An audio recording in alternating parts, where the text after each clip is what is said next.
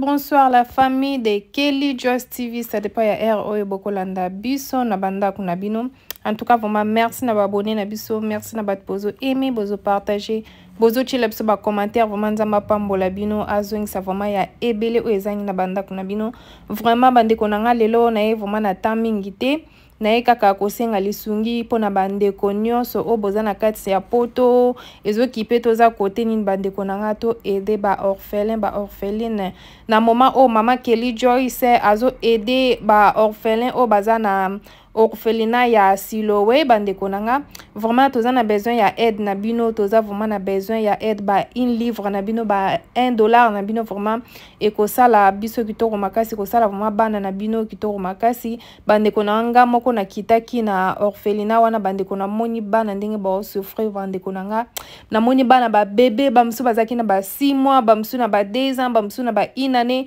na bandeko msusu ya mikolo bazaki déjà ba kokisi ba 16 ans eza na ba msusu bazotanga ba msusu bazotanga te po nini mbongo eza te bandeko nanga vraiment na motema ya bo mama o nazaki nango vraiment na kokaki te vraiment na malgré nazwaki bana msusu en charge o na kobana kosunga bango ko aider bango na ba classe na ba makamsusu mais bandeko nanga toza vraiment na besoin ya aide toza na besoin ya aide na yo toza na besoin yo aider nga na aider bandeko msusu ba aider to sangisa maboko ba bilu musapi moko sokola elongi te bandeko nanga so to sangisi misapi 5 to aider ba orphelin ba orpheline bandeko nanga nzamba ko pambola biso nzamba ko pambola biso na lobena nzambe bandeko nanga na ane oyo dim nange ko banu kozala ona banu kotindela ka ba orphelin ba orpheline bazwa kaka même ata mwa mai ya komela bandeko nanga nzamba zo sala bandeko nanga aider orpheline aider orphelin nzamba ko sunga yo bandeko nanga eza makamsu se yela biso mais yo zo sunga toza na poto msusu to bwaka kabiloka kolia omona ke o donc osombi biloke bele msusu lie to bwaki bandeko soko kangisi mwa biloko wala mwa bilamba o to bwaka ka bandeko nanga beza na bana msusu bana Congo o na kene ko kuta ba msusu likolo donc omona ke bana fandaki bana tongo ti pokwa azana elamba likolo te po ani azana elamba te msusu alatika mwa coupe mais likolo azana elamba kolata te azaka bongo mbule zo beta bazana bilamba te mais biso toza awa ezana ba bilamba msusu ezake kimi bana tokomi ko bwaka ngo yo moko mama bilambe kimi okomi ko bwaka mesoko zo bwaka ba biloko ozo bwaka biloko wana ezalo ko zo mema lisumu na miso nzambe mesoko zo bomba biloko wana o aider batu o bazana ngo besoin batu o bazana ngo posa ba orphelin bazana besoin biloko bazana besoin bilamba bazana besoin ya mbongo bazana besoin ya kolia kotanga nyonso wana zo senga mbongo bandeko nanga batu oyo bazwaki bango en charge msusu bazokoka te po bana bazokoma ebele chaque jour mais biso toza bandeko tozala ba mama tozala ba papa tozala na motema ya malamu na motema ya mawa ya ko aider ya kosunga bandeko nanga tozobenga bandeko boya to aider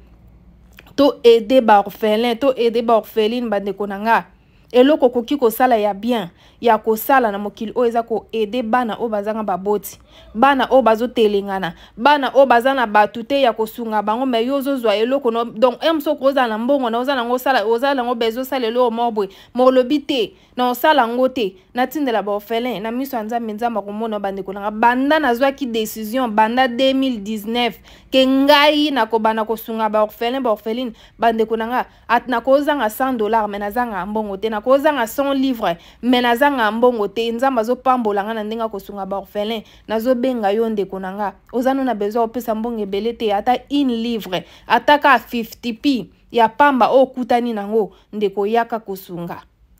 kosunga ba orphelin bazana besoin na yo ba orpheline bazana besoin na yo na moment o tozo aider orphelinat ya Siloé bandeko na so koti pe na kati ya Facebook obeti orphelinat Siloé ekobima wana soki te okoki ko benga numéro ya Kelly Joyce numéro na biso ezalaka wana eleka na ba video donc benga biso na numéro wana ngana ko pesa donc soko bengi na numéro oyo ya poto okozwa ngai moko na kopesa yo numéro direct oyo kosolola na bandeko o bazali na Congo na kati ya orphelin ya Siloé wana soki po tini mbongo na yo ekoya na maboko ya mama Joyce te mama Joyce azosima mbongo ya bato te donc mbongo mbala moko ezokende na orphelinat wana po tozoboya ye mosusu bato mosusu bazaka pesi yo mbongo ekomi soki ndengeni te donc mbongo ezokende mbala moko na orphelinat wana opesi mbongo na yo olobi soki opesi monta combien ekipe ya Kelly Joyce bakokita kuna na nini na orphelinat wana bakopesa mbongo enveloppe mpe bakofilme yango bakotindela yo moko ndeko tokotuna soko lingi tokota yango na chaîne ou bien tokota yango na chaîne te soko lingi tokota yango na chaîne eza problème te tokota yango na chaîne soko lingi tokota na chaîne te bakotindela yo video na yo comme ça bakoloba na kombo na yo na monta otindi soko otindi pe biloko bakoloba biloko oyo otindi na monta liboso ya ba orpheline bazopesa bango mbongo na biloko oyo otindi bafilme pe po ezala ba preuve comme ça batindeli yo pe video biso bongo pe to regarder yango pona preuve mais tozobenga bandeko nanga vraiment bana bazo souffrir baze belé na Congo baza ebele boya to sunga boya to aider bana biso bona ne comique donc to tikali soki na 2 mois ya kokota bona ne na Noël donc bandeko nanga toza na besoin ya bana biso ba fete ka ndenge bana biso pe ba fetaka na poto oza mama olingi na bona ne Noël bana no ba fete bien pourquoi pas osala pe bana mususu o bazana batata te na bato kosunga bango te ba fete pe ka lokola bana na yo bandeko nanga to yoka mawa to za na motema mawa dans motema o ya bo mama to sunga bano pe ba fete bien vraiment in livre na yo in livre nanga e ko sala vraiment bien makasi bo benga numéro ya Kelly Joyce numéro na biso zaka na kati ya chaîne ya Kelly Joyce okoti na chaîne ya Kelly Joyce zwa numéro ya Kelly Joyce benganga vraiment na ko expliquer yo na nyo surtout merci nzamba pambola azongisa ya ebele so ezambala no ya liboso ya kotala video na kati ya chaîne ya Kelly Joyce ko bosa na te ko aimer partager s'abonner ko sala biso bitoko makasi à suivre.